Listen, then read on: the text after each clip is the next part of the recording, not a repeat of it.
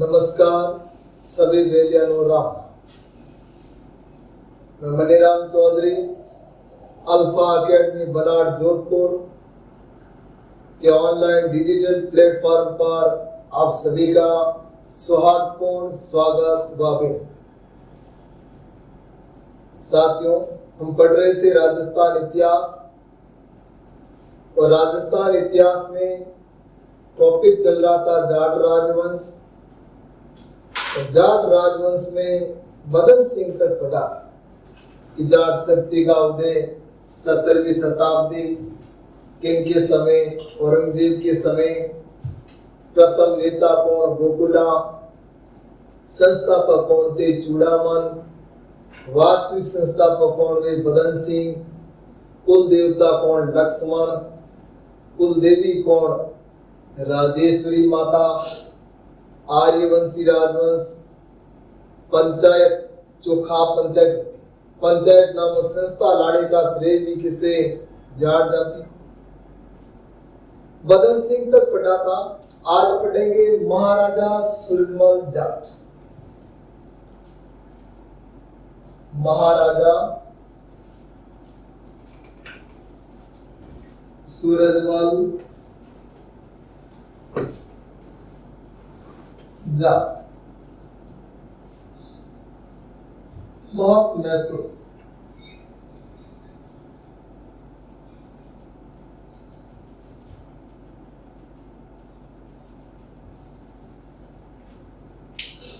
सत्रह सौ छप्पन से 63 कार्यकाल।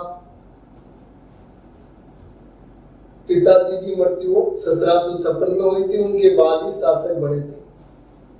कहीं 55 में लिखा आता है, लेकिन 1756।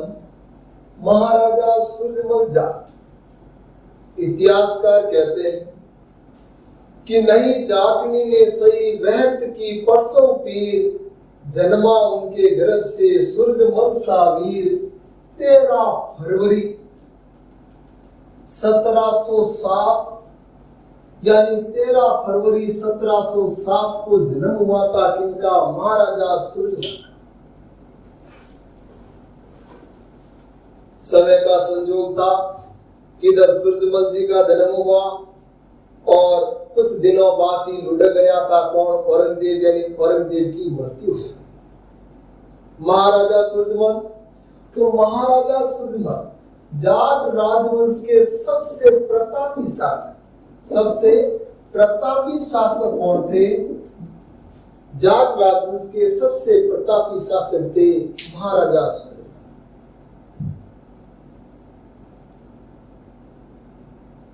इतिहास में इनका शासनकाल लगभग कमी था। पिता के समय शासन की बागडोर इनके हाथों में थी और अपने इतिहास में 80 युद्ध जीते थे। कितने? 80 युद्धों का विजेता। 80 युद्धों का विजेता जो कहलाता था भरतपुर का सिंह। 80 युद्ध जीते महाराजा सूरजमल जाट ने। तो 80 घाव थे राणा सांगा के शरीर पर और 80 खंभों की छतरी का पर्या अलवर में और अनुच्छेद 80 संविधान में राज्यसभा। 80 युद्धों का विजेता और ये उपाधि मान लो आप या इनका संघर्ष मान लो। वैसे उपनाम में विशेष रूप से याद रखना है क्या? उपनाम या उपाधि में याद रखना है जाटों का प्लेटो। महाराजा सूरजमल की उपाधि जाटों का प्लेटो या अफलातून। प्लेटो का नाम ही अफलातून था। यूनान का दार्शनिक था प्लेटो। और प्लेटो क्यों कहते हैं इनको? क्योंकि ये शरीर से भी बहुत बलशाली थे और दिमाग से भी बड़े रणनीतिकार थे। प्लेटो जो एक शारीरिक रूप से यानी विशालकाय शरीर वाला व्यक्ति था और दिमाग से भी क्या था, बड़ा निपुण था। इसीलिए इनकी तुलना किनसे की जाती है? प्लेटो से। जाट जाति का प्लेटो या अफलातून। जाटों का सिनसिनवार क्यों कहते हैं? कि मूल रूप से किस जाति से थे? सिनसिनी। जाटों का सिनसिनवार, जाटों का शेर, हिंदू धर्म का रक्षक। और हिंदू धर्म का रक्षक किसने कहा? मदन मोहन मालवीय जी ने कहा। तो उपनाम में, उपाधि में जाटों का प्लेटो, जाटों का प्लेटो या अफलातून, जाटों का सिलसिलेवार,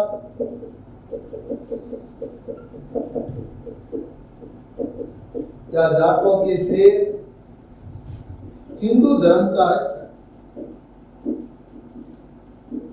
हिंदू धर्म का रक्षक। और हिंदू धर्म का रक्षक किसने कहा? मदन मोहन मालवीय जी।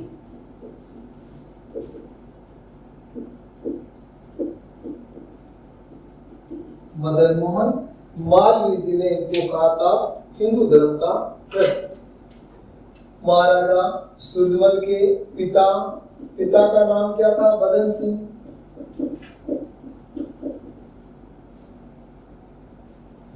और सूरजमल के पुत्र जवाहर सिंह। महाराजा सूरजमल की रानियां, विशेष मुख्य रानी किशोरी देवी, इनके अलावा रानी इंदोली और 2-3 रानियां और। किशोरी देवी महाराजा सूरजमल के दरबार में रहने वाला दरबारी कवि मंगल पुरोहित, मंगल पुरोहित। और मंगल पुरोहित की रचना है सुजान चरित्र, सुजान चरित्र। अब बात करते हैं महाराजा सूरजमल जाट के संघर्ष, इनके संघर्ष की या इनके अभियान। तो संघर्ष में पहली बात तो कौन सी उपाधि? 80 युद्धों का विजेता। इतिहासकार कहते हैं सूरजमल जी के बारे में कि जो डरा नहीं, डिगा नहीं, डटा रहा सर्वदा, जीत जिसकी चाहती, जीतता रहा सर्वदा। एक ऐसा वीर योद्धा जिन्होंने बड़े बड़े दिग्गजों को जमीन पर धूल चटा दी। और वो थे कौन? महाराजा सूरजमल जाट। दूसरी बात, यानी इन्होंने कभी भी झुकना स्वीकार नहीं किया था, चाहे वो अंग्रेज हो या मुगल, चाहे रुहेला हो या पठान, यानी कभी झुके नहीं, सबको युद्ध मैदान में धूल चटाई थी। तभी इतिहासकार और 2 पंक्तियां कहते हैं कवि कि मुगल झुके अफगान झुके। अरे मुगल झुके अफगान झुके, झुक्यो यो गगन सारो, लाखा विपदा आण पड़ी पर नहीं झुका सूरज हमारा। मतलब कभी झुकना स्वीकार नहीं किया। संघर्ष की बातों में देखो, अभियानों से शुरू करते हैं। एक तो बात हो गई 80 युद्धों का विजेता। 80 युद्धों का विजेता जो कहलाता था भरतपुर का शेर। अब सवाई जयसिंह की मृत्यु के बाद जयपुर में उत्तराधिकारी संघर्ष हुआ। तो कहते हैं कि महाराजा सूरजमल जाट का सहयोग किनके साथ था? ईश्वरी सिंह के साथ। और 1747 में युद्ध हुआ था राजमहल का। राजमहल जगह कहां पर पड़ती है? टोंक में। और राजमहल युद्ध में किनका सहयोग किया? ईश्वरी सिंह का। ईश्वरी सिंह का सहयोग किया। और जीत जाता कौन है? ईश्वरी सिंह जीतता है, माधो सिंह की पराजय हो जाती। ईश्वरी सिंह जीत कर इस लाट का निर्माण कराया। इसका निर्माण कराया इस लाट। और 1749 में एक लड़ाई लड़ी थी मोती डूंगरी। 1749 मोती डूंगरी का है। मोती डूंगरी जगह कहां पर पड़ती है? जयपुर में। और मोती डूंगरी युद्ध में, कैसे मोती डूंगरी की लड़ाई किनके साथ? माधो सिंह के साथ। मोती डूंगरी युद्ध में एक साथ 4 सेनाओं को पराजित करने वाले शासक कौन थे? एक साथ 4 सेनाओं को हराया। कछावा, मराठा, सिसोदिया और हाट। तो देखो इनमें कौन कौन थे? यानी मोती डूंगरी युद्ध है। मोती डूंगरी युद्ध में सूरजमल ने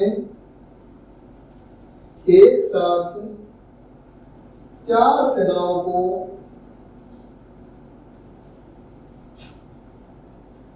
हराया। और वो थे मराठा, हाड़ा, सिसोदिया और कछावा। उनके बाद संघर्ष की बात करें तो 1753 ईस्वी मुगलों को कूटा और जाके दिल्ली का खजाना लूटा। 1753 ईस्वी में दिल्ली को लूटा, दिल्ली को लूटा। और दिल्ली को लूटने वाले राजस्थान से या दिल्ली को लूटने वाले केवल और केवल कौन थे? जाट थे। 1753 ईस्वी मुगलों को कूटा, जाके दिल्ली का खजाना लूटा और इतिहास में ये क्या कहलाया? जाट गर्दी कहलाया। इतिहास में ये जाट गर्दी नाम से। अब इतिहासकार इसमें अलग अलग मत प्रदान करते हैं। कुछ इतिहासकार कहते हैं कि ये मुगलों के खिलाफ महाराजा सूरजमल का एक बड़ा अभियान था। तो कुछ इतिहासकार कहते हैं कि धर्म की रक्षा किया गया एक बड़ा अभियान था, हिंदू धर्म की रक्षा। चलो ये जल्दी आप स्क्रीनशॉट ले लियो, प्रिंट ले लियो। नेक्स्ट,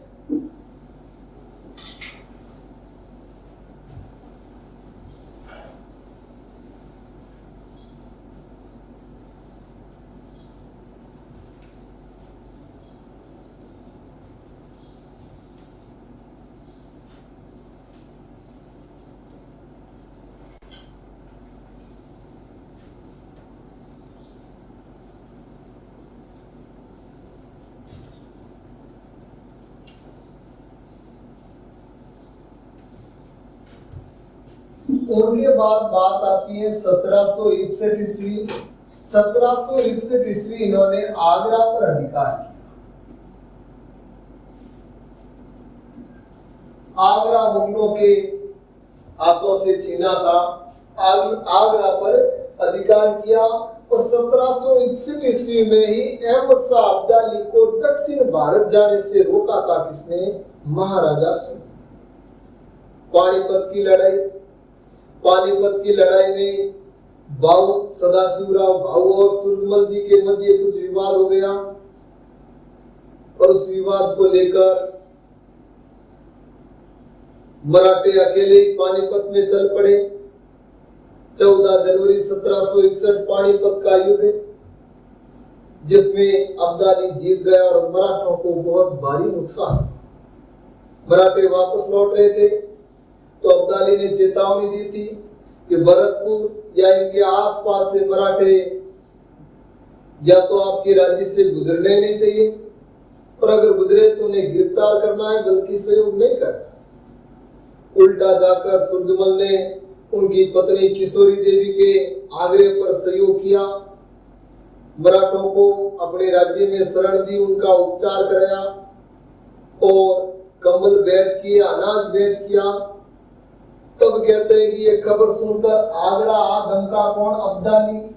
अब्दाली आगरा आ धमका, लेकिन उस समय अब्दाली को हराने की स्थिति में नहीं थे। कौन? सूरजमल। तो यहाँ पर महाराजा सूरजमल ने ताकत की जगह किसे काम लिया? रणनीति। और रणनीति को काम लिया। जैसे अब्दाली ने आगरा को घेरा तो कहते हैं कि सूरजमल भी कहां पहुंचे? आगरा। सूरजमल ने पूछा, अब्दाली तुझे यह शासन करना क्या? ना मुझे लूटपाट करनी है, धन लूटना है। अरे धन लूटना तो ऐसे तो कौन लूटने देगा? संघर्ष होगा और उसके बाद में लूटना होगा। लेकिन तू चाहे तो बिना संघर्ष ही तुझे मैं धन दे दूं। अब्दाली बड़ा प्रसन्न हुआ। बिना लड़ाई के अगर धन मिल जाए तो और क्या चाहिए? अब्दाली ने लगभग 20 लाख रुपए की मांग की। सूरजमल ने कहा ठीक है, भिजवा दूंगा, तू यहाँ से चला जा, तेरे कैंप में पैसे पहुंच जाएंगे। कुछ दिनों तक वेट किया, महीना 2 महीना, पैसा प्राप्त नहीं हुआ तो अब्दाली पुणे आ धमका। कहां? आगरा। पुणे आए महाराजा सूरजमल सेना लेकर और वही बात यानी रणनीति बैठी। इसमें कहा भाई इतनी बड़ी रकम है, जल्दी कलेक्ट थोड़ी होती, कुछ दिनों बाद भिजवा दूंगा। पुनः एक बार अब्दाली चला गया, लेकिन तीसरी बार जब अब्दाली आगरा पर आक्रमण के उद्देश्य से आया तो 1,40,000 रुपए देकर अब्दाली को वापस लौटा दिया। ये उनकी क्या थी रणनीति। जैसे ही अब्दाली भारत छोड़ के गया तो कहते हैं कि पुनः उत्तर भारत से मुगल ठिकानों से 50 लाख रुपए की लूट की थी। किसने? महाराजा सुरजमल जट। अब वो दिन था जब दिल्ली की गद्दी पर एक तानाशाह, जिनका नाम था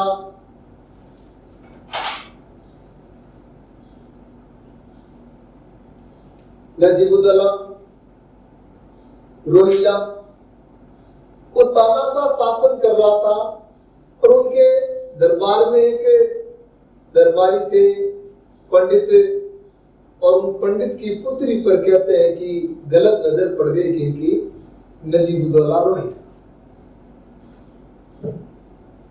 नाम था हरदौल। और हरदौल को छुड़ाने के लिए पुनः कहते हैं कि सुरजमल ने 1763 ईस्वी कहां पर चढ़ाई की? दिल्ली पर चढ़ाई की।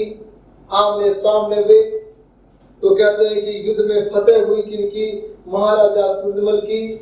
और मुगल संधि के गुजारिश कर रहे, संधि करके जब वो कहते हैं कि वापस लौट रहे थे तो धोखे से पीछे से वार किया हिंडन नदी के पास। 25 दिसंबर 1763 को वीर गति प्राप्त हुए थे। कौन?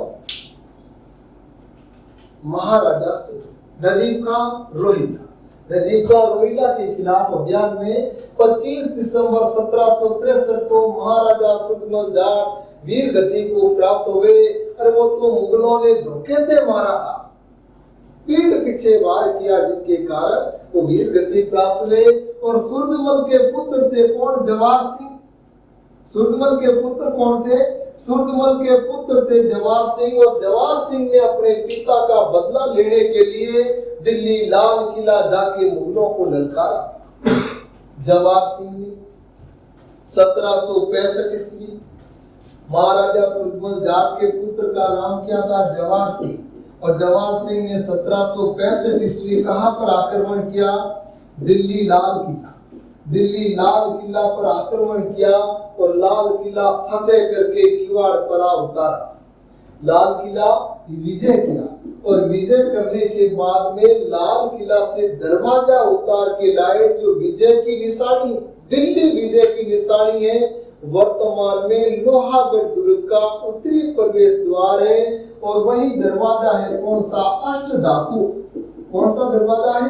अष्टधातु दरवाजा। दिल्ली विजय कर लाल किले से कौन सा? अष्टधातु दरवाजा उतार। वर्तमान में लोहागढ़ दुर्ग का उत्तरी प्रवेश द्वार। तो देखो, उन्हें एक बार महाराजा सुरजमल समझ लियो संघर्ष तो 80 युद्धों के विजेता, राजमहल युद्ध में ईश्वर सिंह का सहयोग किया, मोती डूंगरी लड़ाई एक साथ 4 सेनाओं को हराया, 1753 दिल्ली जाके मुगलों को लूटा था, 1761 आगरा पर अधिकार किया, अब्दाली को दक्षिण भारत जाने से रोका था और 1763 यानी मुगलों पर विजय प्राप्त करके जब लौट रहे थे तो धोखे से वार में वो वीर गति प्राप्त हुई और महाराजा सुरजमल की हत्या का बदला लिया था किसने? जवाहर सिंह ने दिल्ली विजय कर 1765 में। महाराजा सुरजमल का योगदान, उनका योगदान क्या रहा, क्या क्या काम करवाए थे?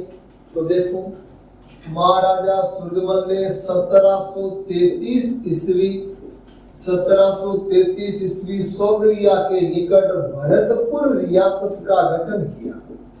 भरतपुर रियासत का गठन किया और भगवान राम या कहते हो लक्ष्मण जी के बड़े भाई भरत के नाम से स्थापित रियासत भरतपुर एकमात्र ऐसी रियासत थी जो की स्थापना से आजादी तक किसी की गुलाम नहीं। और जो कभी गुलाम नहीं रहा वो देश है नेपाल, और गुलाम वंश का संस्थापक कौन है? तो गुलाम वंश की स्थापना की थी कुतुबुद्दीन ऐबक ने। किसने की थी? कुतुबुद्दीन ऐबक। 1733 मिट्टी का किला, मिट्टी का किला यानी लोहागढ़ दुर्ग की नींव रखी, 7 साल में बनकर तैयार हुआ था। एकमात्र अजय किला कौन सा है? अजय किला है लोहागढ़, जिसे ना मुगल जीत पाए और ना ही अंग्रेज जीत पाए थे। इनके अलावा दीघ के जलमहलों का, दीघ में जलमहलों का निर्माण कराया। और दीघ को क्या कहते हैं? जल महलों की नगरी। दीघ को क्या कहते हैं? जल महलों की नगरी, जल महलों की नगरी। इनके अलावा देखो मोती झील रूपारेल व बाणगंगा के मुहाने पर मोती झील बनाई, और मोती झील से सुजान गंगा नहर निकाली थी, और इसी सुजान गंगा नहर के द्वारा दुर्ग के चारों ओर क्या भरा रहता था? पानी भरा रहता। सुजान गंगा नहर को भरतपुर की जीवन रेखा कहते हैं, भरतपुर की लाइफ। भरतपुर में अन्य सिंचाई नहरें तो गुड़गांव नहर और भरतपुर नहर भी। नहरों द्वारा सिंचाई प्रारंभ की थी भारत में सबसे पहले गयासुद्दीन तुगलक ने। दुनिया में सर्वाधिक नहरों द्वारा सिंचाई वाला देश यानी नहरों वाला देश है पाकिस्तान। भारत की सबसे बड़ी नहर है इंदिरा गांधी नहर। विश्व की महत्वपूर्ण व्यापारिक नहरों में स्वेज नहर, कील नहर और पनामा नहर। राजस्थान की प्रथम नहर आ जाए तो गंग नहर, तो यानी मोती झील का निर्माण कराया, सुजान गंगा नहर निकाली, और एक बाला किला अलवर में सूरजकुंड तालाब का निर्माण कराया। इनके अलावा उषा मंदिर का पुनर्निर्माण कराया। उषा मंदिर भरतपुर मूल रूप से निर्माण कराया था। रानी चित्रलेखा ने कनौज के महिपाल की पत्नी थी, शासक महिपाल की, 956 ईस्वी में मंदिर बनाया था। लेकिन उसी उषा मंदिर को तोड़ के मस्जिद में बदला इल्तुतमिश ने, और पुनः मंदिर का रूप दिया था किसने? महाराजा सूरजमल। अगर आपको पूछ ले कि महाराजा सूरजमल का राज्याभिषेक कहाँ पर हुआ, तो राज्याभिषेक हुआ था बयाना दुर्ग। कहाँ पर हुआ था? बयाना दुर्ग। तो ये जल्दी स्क्रीनशॉट ले लियो, प्रिंट कर लियो साथ ही, उसके बाद में आगे देखिए। ये था इतिहास में महाराजा सूरजमल जाट का योगदान। और सूरजमल के पुत्र कौन हुए? जवाहर सिंह ने दिल्ली विजय की थी कब? 1765। चलो नेक्स्ट।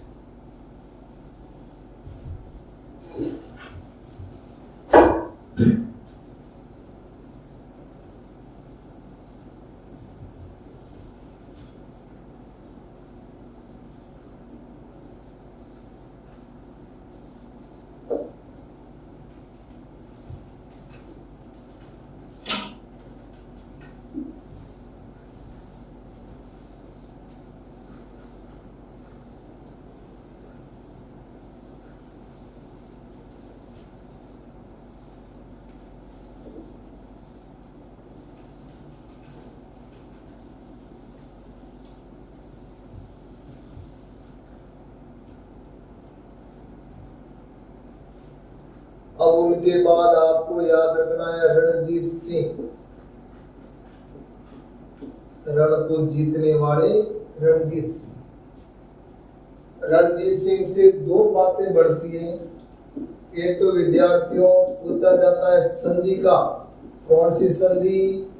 सहायक संधि। सहायक संधि चलाई थी किसने? लॉर्ड वेलेस्ली ने।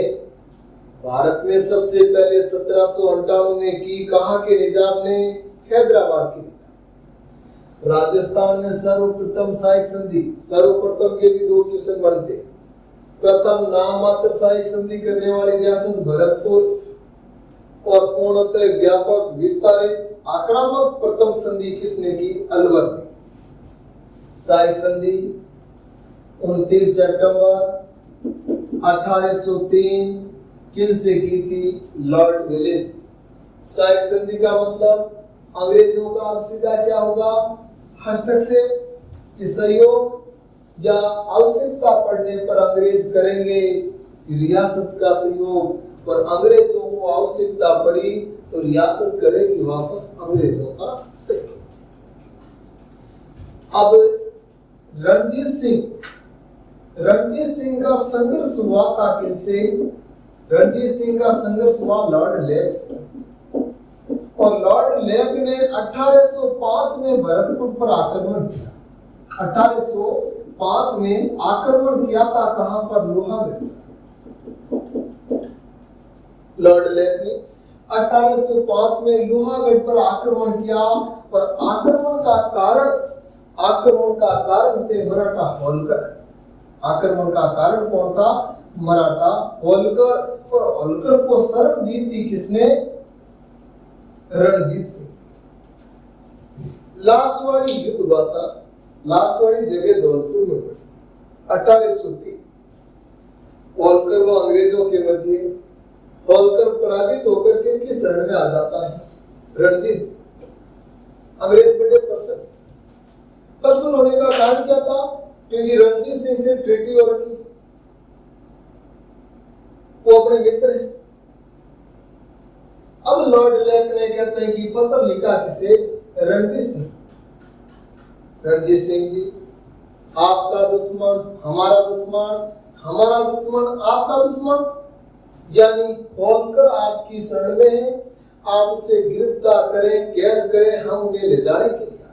रिप्ले आया वापस हाथों हाथ भी कारण जैसे ना, हम इन्हें कैद नहीं कर सकते।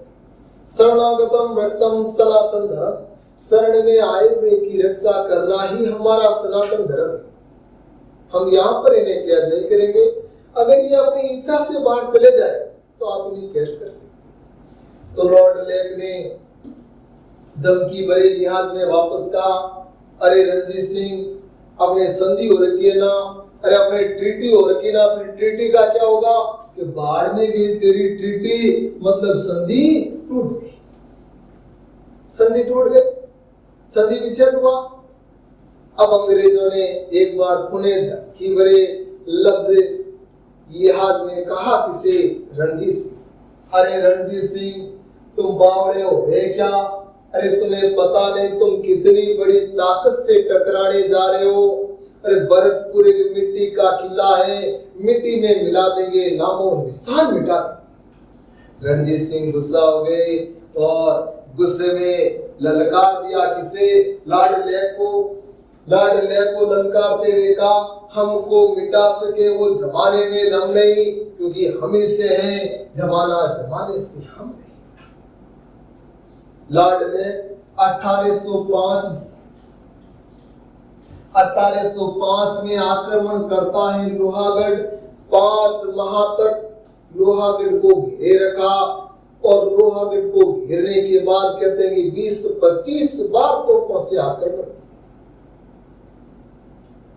लॉर्ड लेक ने लोहागढ़ पर की थी चढ़ाई, और लोहागढ़ की दीवारों में कहते हैं कि बारूद के इतने गोले भर दिए, पर एक भी गोला विस्फोट नहीं हुआ। जिनका पूरा मैं कारण आपको बता चुका हूँ, दुर्ग पढ़ाए थे। लोहागढ़ दुर्ग अलग से पढ़ रखा है, उसमें पूरी जानकारी आप देख सकते हैं कि किले की ऐसी क्या विशेषता थी कि एक भी गोला विस्फोट नहीं हुआ। जिनका मैं सरल भाषा पुनः एक बार देख लूं सीधा समय। किले की बाहर की दीवार मिट्टी की दीवार थी, भीतर की दीवार पत्थर की, उनके बीच में काफी क्या थी, यानी चौड़ाई थी, और बीच में जो खाली जगह थी इसमें मिट्टी भराकर उसे पका दिया। तोप के गोले की एक विशेषता होती है, जब तोप के गोले को लगती है गहरी चोट तभी होता है विस्फोट। यहां पर तो गहरी चोट आती नहीं तो विस्फोट हुई नहीं।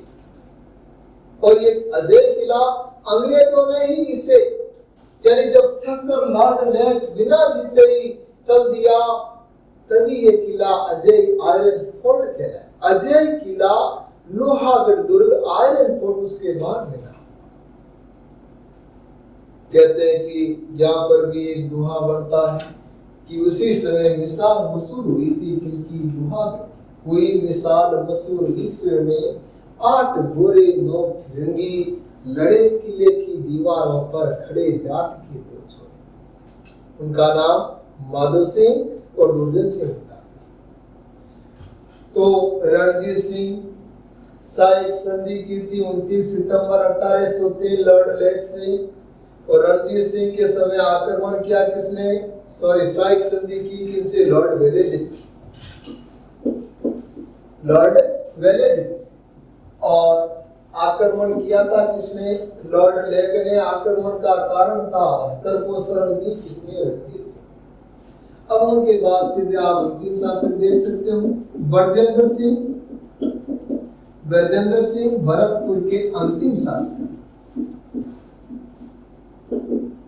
भरतपुर के अंतिम शासक कौन थे, ब्रजेंद्र सिंह। और 18 मार्च 1948 मत्स्य संघ में भरतपुर रियासत का विलय हुआ। भरतपुर का इतिहास इति स्क्रीनशॉट ले लियो।